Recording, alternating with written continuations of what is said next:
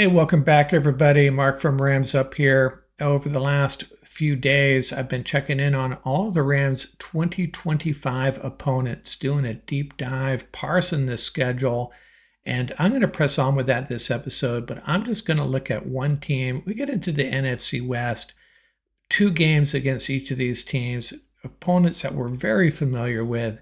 So I thought I'd spend a little bit more time, slow it down a little bit, and take a look at, well, this episode, the Arizona Cardinals.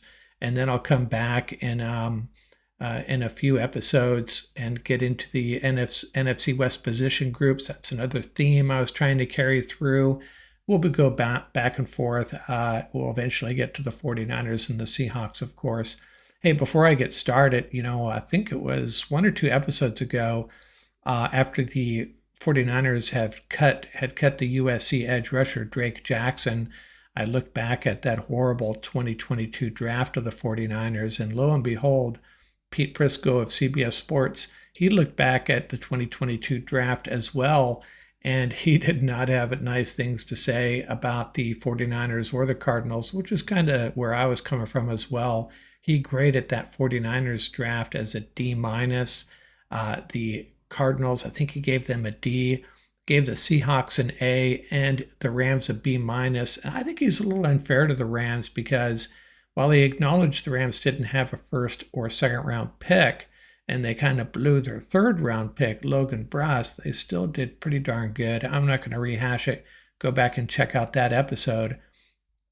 But you have to consider that first and second round pick, those two picks they gave up, helped to bring on Matthew Stafford and Von Miller, two players that were, I'd say, pretty key to a Super Bowl championship. So I don't know if that was considered in that B minus grade. If you just look at the players they drafted, B minus. If you look at what they got in return for that first and second round pick, maybe an A minus, B plus at worst. Yeah, I think I'd go with an A. So on to the meat of this episode. Before we do that, it's episode 742 on the podcast, and I'm going to talk about one of my favorite players ever to wear a Rams uniform. Again, this is a guy that goes back a little ways. A lot of you probably are not familiar with him, but he was a pretty well-known guy back in the 70s. Dave Elundorf, the safety, played alongside Nolan Cromwell there for a bit. Played his entire 9-year career with the Rams, that's 71 through 79.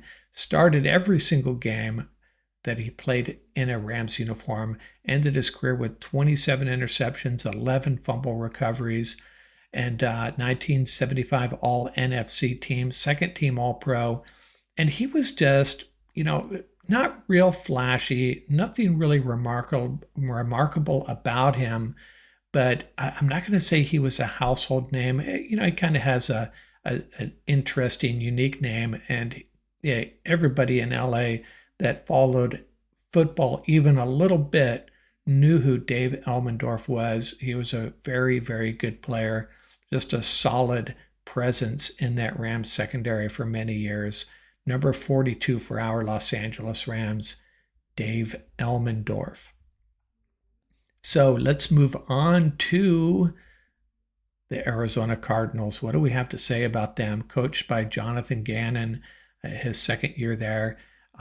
8-9 last year, ended up in third place in the NFC West. And remember, they started out pretty well. Key players, Trey McBride, if you listen to this podcast or watch this YouTube channel, I'm a big fan of his.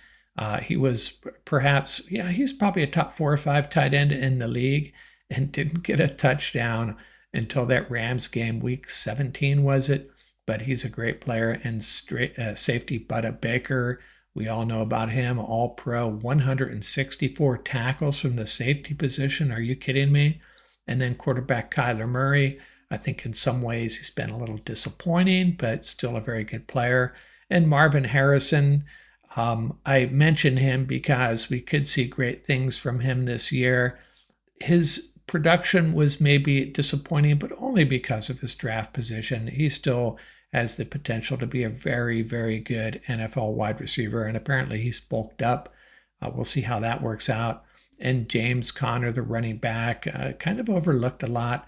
1,094 yards last year, and cornerback Sean Murphy Bunting, a very good player as well.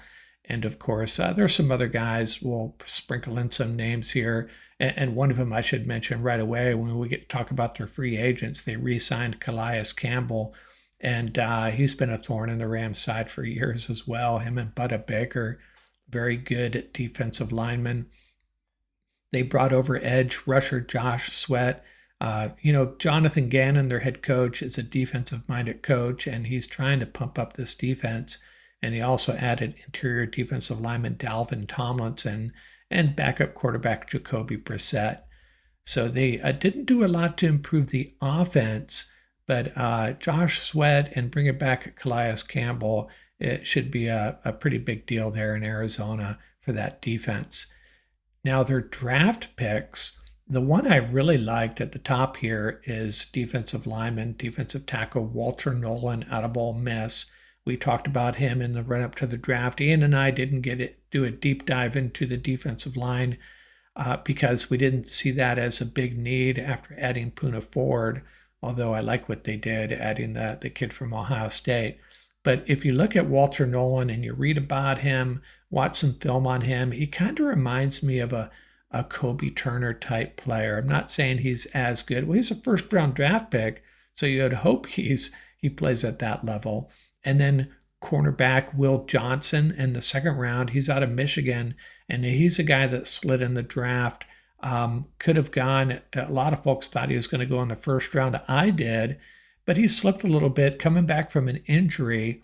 And so the Cardinals did the same thing they did, I think it was 2 years ago, when they drafted the cornerback out of Syracuse. Was it Garrett Williams? He had an ACL injury. The Cardinals drafted him, shelved him for a year, had a red shirt season, and now he's a starter, very good player. And another cornerback they drafted, Denzel Burke out of Ohio State, is the guy we talked about. And if you look at this draft, I mentioned free agency building up this defense, and you look at these draft picks: defensive tackle, cornerback, edge, linebacker, cornerback, then a guard out of Texas, and then a safety. So they drafted 3 players for the secondary, a defensive tackle, an edge rusher, and a linebacker. So yeah, defense was on the Cardinals' mind, that's for sure.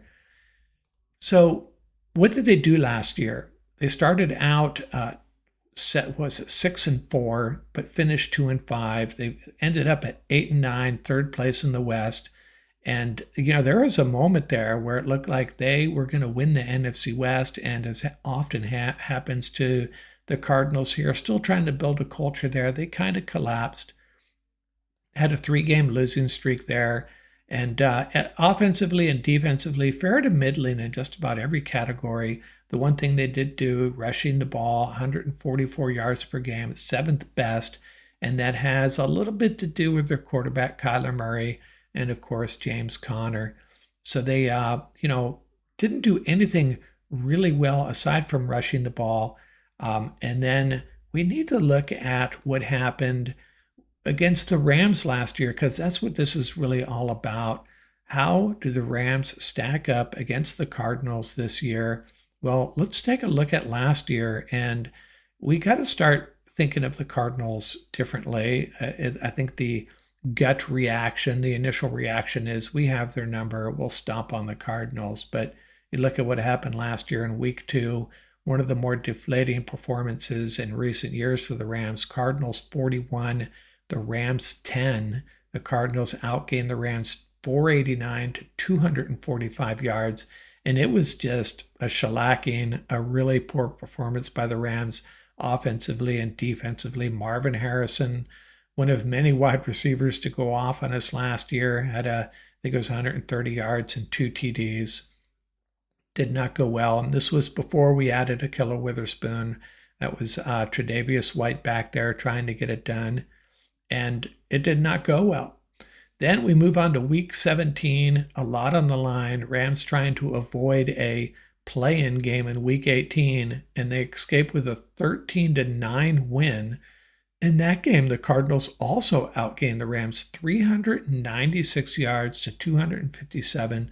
So, you're thinking, why are the Cardinals replenishing their defense? They had no problem giving the Rams offense fits. They outgained them in the two games. The Cardinals outgained the Rams 885 yards to 502 yards.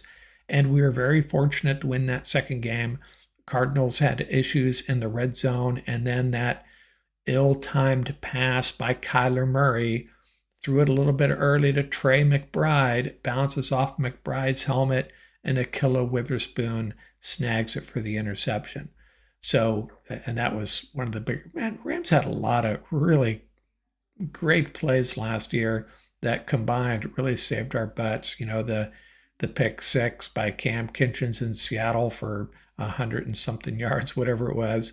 And then this interception by Akilla, Darius Williams interception against the 49ers. So, but we have to consider this Cardinals team. Back to this Cardinals team. They are going to be a tough out. They're getting better every year, I think, underneath Gannon. They just haven't figured out how to close the deal at the end of the season to, go toe-to-toe with the best teams in the NFL on a weekly basis. They seem to have lapses. They seem to have games, and maybe it's because of their quarterback. If you listen to this podcast or watch this YouTube channel, you know how I feel about Kyler Murray. I just don't think he has dedicated himself to becoming great. And I'm not the first one to say that. I'm basically really just echoing what some insiders have said. He's a very good quarterback, immense talent. When he's got it going on, one of the more difficult players to defend. But has he really progressed? Has he improved? And I think the answer to that is no. He could still, when he's on his game, this team can beat anybody. But I just don't think they have figured out how to do it on a weekly basis. Kyler Murray, another quarterback, and I talked about this in our quarterback review of the NFC West quarterbacks. Too good to move on from, but is he good enough to make a playoff push and win a Super Bowl? I am not convinced. So how do the Rams do against this Cardinals team? Well, I'm going to cop out here again on the YouTube channel. I've been tracking the worst case and best case results. We went through the AFC South and then the Ravens as well, and the NFC South. That was 9 opponents. And then for the 2 Cardinal games, I think we're going to go 1-1. I think we're going to split with them. And I'm going same thing I did with the Eagles and Lions, the 2 games with the Eagles and Lions. I said we split them 1-1. I think the same thing happens with the Cardinals. I'm not going to give you a worst or best case scenario. I'm telling you 1-1, which now updates our worst case scenario for the Rams, their 2025 record. Worst case, 7 wins and 6 losses. The best case, 10 wins and 3 losses. And we still have 4 more games to talk about. 2 with the Seattle Seahawks and 2 with the 49ers. So we'll get to that in the next few days. I think Ian's going to join me in a day or two. So we may get into a bunch of other stuff for that episode. But in the next week or so, for sure, we'll get into the 49ers.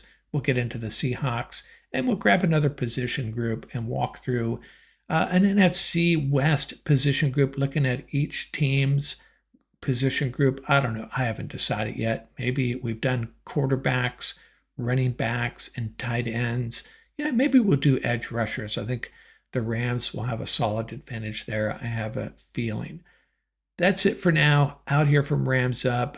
We'll be back in a night or two with more good stuff.